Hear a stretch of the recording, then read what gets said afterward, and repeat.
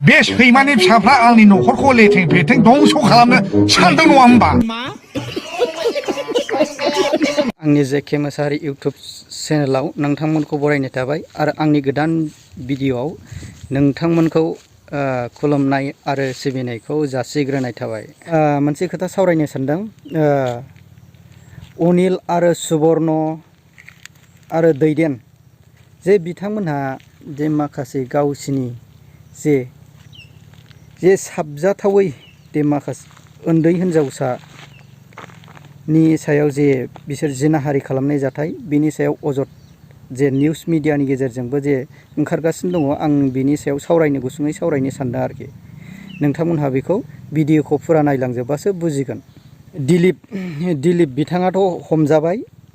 हमजानायनि गेजेरजों माखासे बिसोर साथामा दा खारखोमानानै दं होननानै निउस मिडियानि गेजेरजों मिथिनो मोननाय जादों आरोखि। जेनेबा दायखौ मावनानै जेनेबा मानि थाखाय खारखोमाखो, बे खारखोमाबाबो नोङो सानसे समावदि हमजागोन, नों गखाया आरोखि। जेनेबा मानि थाखाय मानो खारखोमाया, दायखौ मानोथो मावा खारखोमानोबालाय, दिग गिलायोबा दायखौ मानो मावा? सानसेबाबो नोङो गखानाय नङा, सानसेबाबो नोङो पुलिसनि नोजोराव नोङो हमजाखागोनखा। जे दायनिगिरिखा नोङो, दायनिगिरि जानानै खारग'नो सानोब्ला, दायखौ मावनानै खारग'नो सानोब्ला बहा गनाय नङा, सानसेबाबो हमजाखागोन।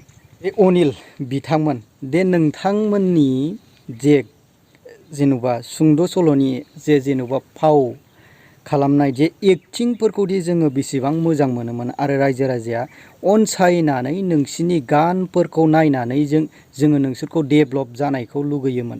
जे बिनि सायाव नोंथांमोनहा नै दा जे दैदेनमोन आरो सुबर्ण जे बिथांमोनहादि जे सुंद' सल'आव फाव खालामोमोन आरो जेनेबा एक्टर महरैबो जायोमोन, बेखौदि बेनि मिजिंखौ जेन लायालाबासिनो नोंसिनि जे खामानि मावनांगौआ जेनेबा बिदि मोनसे गाज्रि खामानि मावनायसोमोन नामा?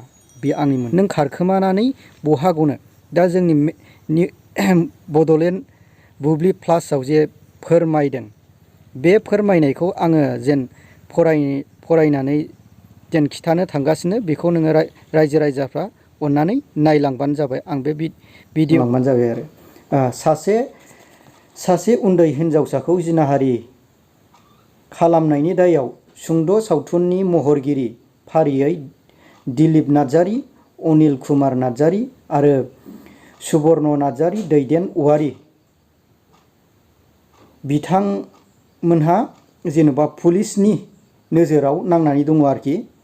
थारमाने सुंद' सावथुन फाव खालामनो होननानै लांनानै सासे उन्दै हिनजावसाखौ जिनाहारि खालामनायनि दायाव गसाइगाव पुलिसआ केस नं 89/24 U/S 376 आव जेन'बा दिलीप नार्जारीखौ हमनो मोनबाय आरोखि। थारमानि बैसोर जे साथाम बैसोर दैदेन आरो सुबर्ण अनिल बिथांमोनहा जे खारखोमानानै दं होननानै बिथांमोनखौ मिथिनो मोननाय जादों। जेन'बा दाय मावाबा मानो खारखोमानांगौनि गोनांथि दङ? जे नों दायखौनो मावथाराखै मानो खारखोमानांगौनि गोनांथि दं? दे दाय मावबानानै नोङो दि जेनेबा खारखोमानानै बहा गनो? नों सानसेब्लाबो नोंखौ हमनो मोनखागोनखा। जेन दायखौ मावबाय, जे सुंद' सल'आव फाव खालामनो जखन फावखौ मोजां खालामदो, जेन बर' हारिनि जेन'बा जेन सावथुनफोरखौ जौगाहोलांनो थाखाय नोंसोरनो जेन'बा मोजां खामानिखौ सिगाङाव मावलांदोंमोन, जे सावथुनाव मोजां दिन्थिदोंमोन, नोंसोरनि जे सावथुनफोरखौ सोर नायबावनो दालाय, सोर अनसायबावनो? जेन बेबायदियाव जेन गथ'फोरखौ दानो नोंनि बिनानावनि जेन समानखौनो बेबायदि गाज्रि आखु आरो बेबायदि जिनाहारि खालामनाय जुदि दिन्थिबावबायब्ला जेन दिनै गाबोन सोर बिमा बिफाया सोर गथ' गथायखौ नोंसिनि सायाव सोर हगारबावनो? खिन्थु आं गासिबखौबो होनजोबाखै, गासिबो जानाय नङा। अब्लाबो जेन माखासे समाव जेन होननांगौबो जायो जे सावथुनफोराव सोर माखासे मानसिया जोर एंगेज लाबावनो बेबायदिबा। आरो ओरैबायदिबो जेन दानि गथ'फ्रा जेन जोबोद गाज्रियाव जेन जालांनो सानबाय, जेन माखासे बिमा बिफानिफ्राय गनाय लोगो लोगो जेन बबेबा जायगायाव मोनहैनाय लोगो लोगो बिमा बिफानिफ्राय गबाथाय ओरैबायदि जेन गोदाव सोराव गाज्रि जानो सानबाय। ओंखायनो बिमा बिफाफ्रा दानि बिमा बिफाफ्रा जेन मोजाङै जेन फिसाफोरखौ जेन गावनि फरजायाव दोनो, मोजाङै शिक्षा होयो, मोजाङै बाथ्रा होयो।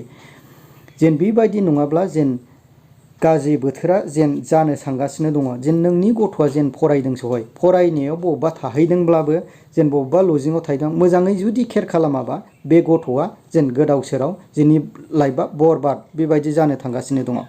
बेखौ बिमा बिफाया, आं बेखौनो खावलायनो सानदों जेन दानि जोंनि जेन बिमा बिफा जों समान जेन'बा संसार जाबाय थानाय, आं बिसोरखौ खावलायनो सानो जेन गावनि फिसाफोरखौ मोजाङै फोरों, बा जेनेबा आदै मादै आयंमोन बिसोर मोजाङै गावनि फिसाखौ मोजाङैनो जोथोन ला।